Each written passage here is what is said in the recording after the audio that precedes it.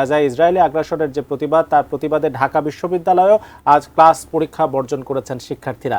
সারাদিনই ক্যাম্পাসে বিভিন্ন প্রতিবাদ কর্মসূচি পালন করেছেন তারা। রাজু ভাস্কর্য চত্বরে আছেন আমাদের সহকর্মী আমিনুল ইসলাম। আমরা সর্বশেষ পরিস্থিতিটা জানতে যুক্ত হচ্ছি তার সঙ্গে। আমিনুল, কিছুক্ষণ আগেও আপনার সঙ্গে আমাদের কথা হয়েছে, আপনি সেখানকার পরিস্থিতি জানিয়েছিলেন। এই মুহূর্তে ঢাকা বিশ্ববিদ্যালয় এলাকায় রাজু ভাস্কর্য চত্বরে কি দেখছেন আপনি, একটু বিস্তারিতভাবে জানাবেন।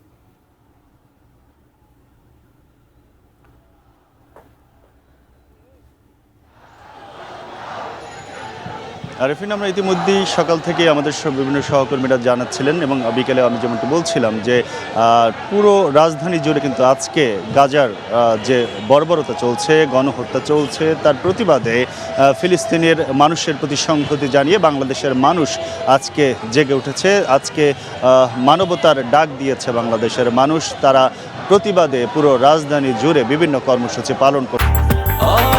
ব্রেকফাস্ট, টিফিন কিংবা স্ন্যাক টাইমে মজাদার আয়োজন মানে অল টাইম ব্রেড। আমরা জানি বিশ্বব্যাপী আজকে যে কর্মসূচি পালন হচ্ছে নো ওয়ার্ক নো ক্লাস, তারই অংশ হিসেবে বাংলাদেশেও বিভিন্ন শিক্ষা প্রতিষ্ঠানে, প্রায় অধিকাংশ শিক্ষা প্রতিষ্ঠানে বলা যায় ক্লাস পরীক্ষা বর্জন ছিল এবং ঢাকা বিশ্ববিদ্যালয় আমরা জানি 9টা থেকে 11টা পর্যন্ত সেখানে দাপ্তরিক সকল কার্যক্রম বন্ধ ছিল।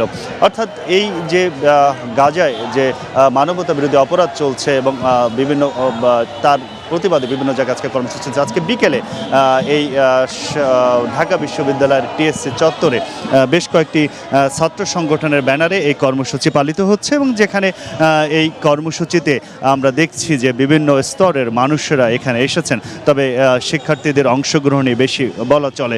আজকে সকাল থেকেই ঢাকা বিশ্ববিদ্যালয়ের এই টিএসসি চত্বরে বিভিন্নভাবে প্রতিবাদ হচ্ছে, অর্থাৎ গাজায় যে বর্বরতা চালানো হচ্ছে, গণহত্যা চালানো হচ্ছে, তার বিপক্ষে দাঁড়িয়ে বাংলাদেশের মানুষ এই গাজার প্রতি সংহতি জানাচ্ছেন। গাজায় যে নির্বিচারে হত্যা করা হচ্ছে তাদের সেই ব্যাপারে বিশ্ব মানবতা যেন জাগ্রত হয়, সেই বার্তাটি বাংলাদেশের মানুষ দিতে চাচ্ছেন।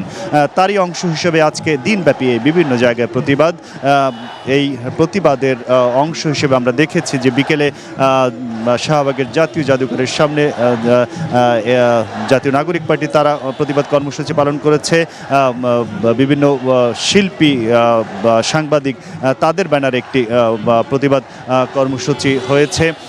এছাড়াও এই সকাল থেকে টিএসসিতে রাজু ভাস্কর্যের সামনে যে প্রতিবাদ কর্মসূচি তার ধারাবাহিকতায় বিকেলে ছাত্র সংগঠনগুলো ব্যানারে এই প্রতিবাদ কর্মসূচি। আমরা আনুষ্ঠানিকভাবে এই প্রতিবাদ কর্মসূচি কিন্তু শেষ করা হয়েছে, তারপরও যারা এসেছেন তারা এখান থেকে যাচ্ছেন না, তারা এই প্রতিবাদের স্লোগান দিয়ে যাচ্ছেন এবং তারা সেই সংহতি জানাচ্ছেন গাজাবাসীর প্রতি এবং বিশ্ববাসীকে জানান দিতে চাচ্ছেন যেন মানবতার পক্ষে যেন তারাও দাঁড়ান।